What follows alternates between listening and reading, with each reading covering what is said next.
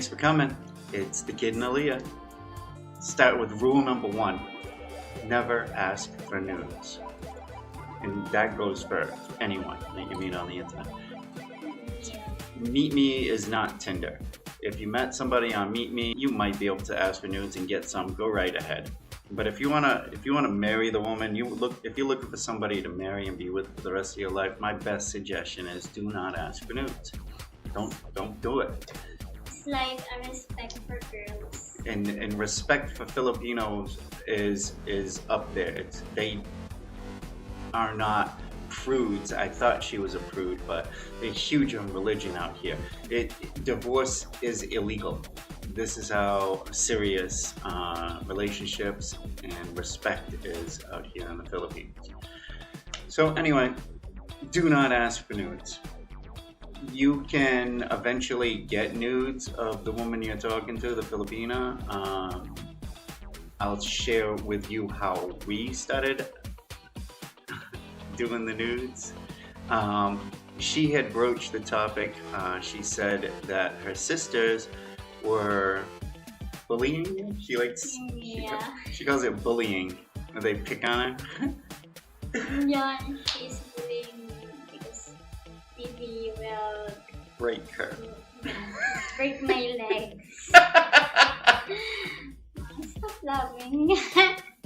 Will break so my legs. Cute. Okay. Because you're a big guy. Right. So I told her, no, don't worry about it. Trust me, I will not break you. So I think you brought it up a second time. I was like, babe, listen, trust me. I'm not gonna break you. So I sent her a picture of, I had silk sheets and I had the EMB, the early morning boner. So I took a picture of it and I wrapped the sheet around it so she could see how not big it really is in the bulge. And of course that was the can of worms. That opened up. She sent me a little nipple shot. I was like,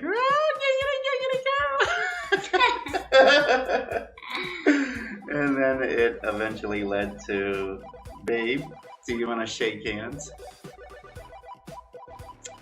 I said, what? She said, yeah, shake hands. I said, okay, only if you shake finger. Anyway, so first topic, don't do is ask for nudes. Wait for it to come up on its own. Let them do their thing. You definitely want to carry the conversation. You want to be the initiative of every single conversation. You want to just talk, keep talking. Talk about yourself, talk about your day at work, talk about your problems, talk about your family, talk about whatever you want. They will listen dearly.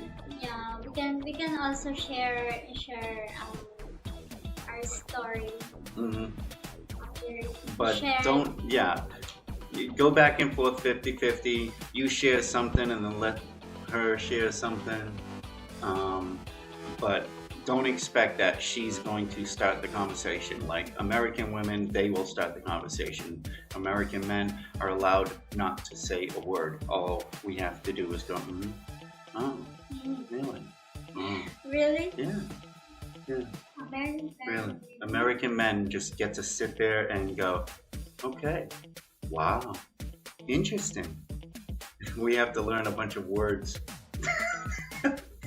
That'll help them think that we're actually paying attention when in all reality we're watching a game on the TV behind them. Oh my. Anyway. You can't have the conversations, you carry the conversations, you initiate all the conversations. That is the best. Because Filipino women care about you. They want to know all about you and how to please you. So go ahead and talk about yourself and ask them, of course, let them go on and on. But if you don't carry the conversation, it will be dead air. And you don't really want dead air at first when you're having your conversations on Skype. Eventually, you will get to the point where you feel comfortable enough with each other that you can just sit on Skype and not talk at all. have those comfortable silences, like they say in the movie Pulp Fiction. Uh, we sat on Skype for hours. I would be doing my work.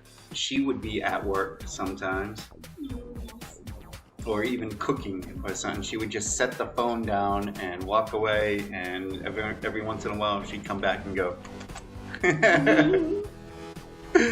So, but at first you want to do the conversations, initiate the conversations, carry the conversations, ask anything. I wanted to know her ring size so that I could buy her an engagement ring for my surprise proposal. And my sly way of doing it was asking her what her favorite color was, what her favorite flowers were, what her favorite ice cream is, what her favorite movies are. And not only do you want to ask these things to, initiate conversation, but you want to get to know her and see if you're compatible even. You also want to get to know the stuff that she likes so that you can get it for her. You also need to know that when you go to file for the visa. And another thing you want to do is open up a notepad on your computer or get an actual physical notepad and write it down. I mean, unless you've got photographic memory, write it down. Not only, it's not cheating, it's basically showing that you care. You care enough to write it down so that you can remember and you can refer back to it. I still got the notepad of everything that I was asking her, all the stuff I was asking her. I asked her shoe size, and then I was like, well, what's your ring size? Coy, yes, I was slick. Yeah, so that I will not notice that you was surprised. But I was planning it. And of course I asked her her favorite, if she likes silver or gold. She likes silver, which is good because silver is cheaper. Now gold. Now gold. I like the way you said that. Now gold. Now gold. Not silver. Okay, so ask about, her family. Ask her family's names, their ages. Let her talk about her family. Once she gets talking about her family, you won't have to worry about talking anymore. You can just let her go. But before when I was chatting with at the time, I am asking them what is the name of their parents, what is the name of their sisters, what is Their family. for a living. But they don't give any information. That's why I know that they are not good. Exactly. That's a very good point too. If you share personal information, you're proving to them that you do want to be with them forever. You're not hiding something. You're not being shady. Back to conversations to have and whatnot.